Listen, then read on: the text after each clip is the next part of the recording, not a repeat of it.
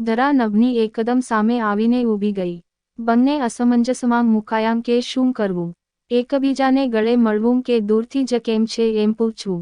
અંતે ધરાએ હાથ લંબાવ્યો અને નભે પણ હાથમાં હાથ મૂકતાં બંનેએ શેક હેન્ડ્સ કર્યા. મને લાગ્યું તું ભૂલી ગઈ હોઈશ આજનો દિવસ, નભ હસતાં બોલ્યો. દર વર્ષે 10મી ફેબ્રુઆરી મનમાં યાદ કરતી અને ઉલટી ગણતરી કરીને મનમાં બોલતી કે હવે આટલાં બાકી રહ્યાં.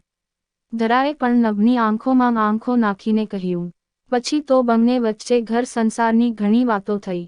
તો પછી કેટલાં બાળકો છે તારે? નભે પૂછ્યું. એક દીકરો છે, ધરાએ જવાબ આપ્યો અને સામે પૂછી પણ લીધું, તારે કેટલાં બાળકો? મારે એક દીકરી છે, નભ બોલ્યો અને આગળ પૂછ્યું, નામ નહીં પૂછે? ધરાએ યુવાનીવાળી મસ્તીના સૂરમાં સામે પૂછ્યું, ન હોય. એનું નામ શું તેમ ધરા રાખ્યું છે? નભ ફક્ત હસ્યો અને પાંપણ ઝુકાવીને હકારમાં જવાબ આપ્યો. તો કંઈ તીર નથી માર્યું મોટું. મારા દીકરાનું નામ હજી તેમ જાણ્યું ક્યાં છે? હવે ધરાનો વારો હતો. એટલે તારા દીકરાનું નામ તેમ નભ રાખ્યું છે?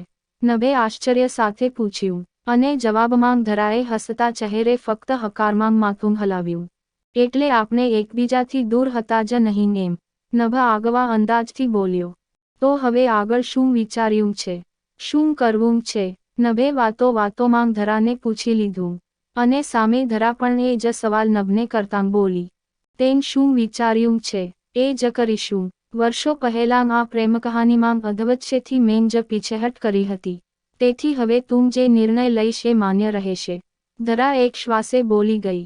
નભ ક્ષણવાર થોભીને બોલ્યો, સવારે ઘરેથી એમ વિચારીને નીકળ્યો હતો કે આજે મળીને નક્કી કરી લઈશું કે ચાલ હવે બધાં બંધનો તોડીને એક થઈ જઈએ.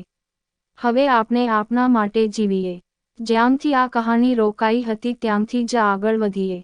પણ જ્યારે ઘરેથી નીકળતો હતો ત્યારે રસોડામાં કંઈક કામ કરતી પત્ની મુગ્ધા દેખાઈ. તેને જોતાં જ મગજમાં વીજળીની જેમ વિચાર આવ્યો કે આજે આપણે ફરી જોડાઈએ તો ઘણાના મન દુખશે. અને તે પણ એવાં જે આપની સાથે વર્ષોથી જોડાઈ ગયાં છે. મને તારી સાથે આજે પણ જીવન વિતાવવાની ઈચ્છા છે, પણ કોઈને દુઃખી કરીને નહીં.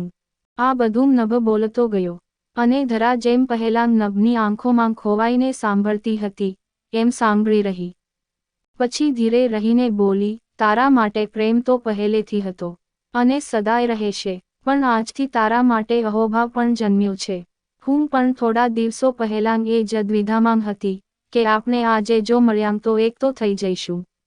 પણ જે સંસાર પાથરી ચૂક્યાં છીએ એને સમેટવા જતાં આપણાથી જોડાયેલા ઘણા સંબંધોને વગર વાંકે એ સજા મળશે જેની તેમણે ભૂલ પણ નથી કરી. પણ તેમ તારો આ વિચાર જણાવીને મારી ગૂંચવણ ઉકેલી નાખી. હવે હું હળવી ફૂલ જેવી થઈ ગઈ. ધરા પણ એક સાથે બોલી ગઈ. બંને થોડી વાર વાતો કર્યા બાદ ત્યાંથી ઉઠ્યાં અને એ ગાર્ડનના ગેટ સુધી સાથે ચાલતાં થયાં. ગેટ પાસે આવતાં જાણે અંતિમ શબ્દો બોલતો હોય એમ નભ બોલ્યો, એ વાતનો વસવસો હંમેશાં રહેશે કે સાચો પ્રેમ હોવા છતાં પણ આ જન્મમાં નભ અને ધરા એક ન થઈ શક્યાં. મને પણ, ધરા સૂર પરોવતાં બોલી. પણ જાણે કુદરતે કંઈક ગોઠવી રાખ્યું હોય એમ બંને ગેટથી બહાર નીકળવા જતાં જ હતાં ત્યાં નભના પગ અચાનક રોકાઈ ગયા. જો તમને આ સ્ટોરી પસંદ હોય તો લાઈક કરો અને શેર કરો. દોસ્તો, આગળની સ્ટોરીનો વિડીયો જોવા માટે ચેનલને સબસ્ક્રાઇબ કરો. ધન્યવાદ.